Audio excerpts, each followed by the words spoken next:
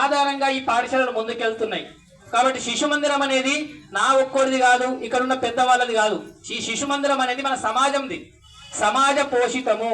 అందుకోసమే పోషకుల యొక్క మద్దతు ఉన్నన్ని రోజులు శిశు మందిరాలు నడుస్తూ ఉంటాయి. కాబట్టి అప్పటి నుంచి ఇప్పటి వరకు పోషకుల యొక్క మద్దతు ఉన్నది కాబట్టి శిశు మందిరాలు కంటిన్యూ అవుతూ ఉన్నాయి. ఇప్పుడు మన పాఠశాలలో నర్సరీ నుంచి 10th క్లాస్ వరకు ఉన్నది. మన పాఠశాలలో ఇప్పుడు 650, ఇంకా కొంతమందికి సందేహం పాటలు ఉంటే అంతకంటే ఇంకేముండదని చెప్పేసి.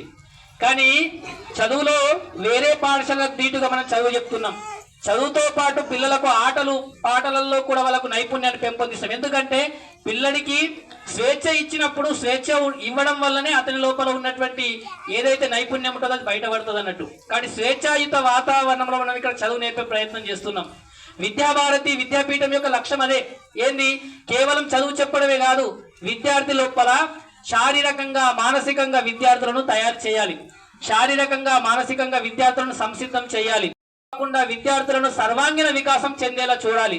విద్యార్థి దైవభక్తి, మాతృభక్తి, పితృభక్తి, గురుభక్తి, అన్ని రకాల నైతిక విలువలు విద్యార్థుల లోపల పెంపొందించబడినప్పుడే విద్యార్థి అనేవాడు సర్వాంగీణ వికాసాన్ని పొందుతాడు, ఉత్తమమైనటువంటి విద్యార్థిగా తీర్చిదిద్దబడతాడు అనేది విద్యాభారతి యొక్క లక్ష్యం.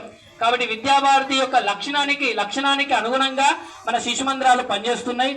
సో అందులో భాగంగా మీరందరూ కూడా మా శిశు మందిరాల మీద నమ్మకం ఉంచి మీ పిల్లలందరినీ ఈ స్కూల్లో జాయిన్ చేసి మాకు పూర్తిగా సహకారం అందిస్తున్నారు.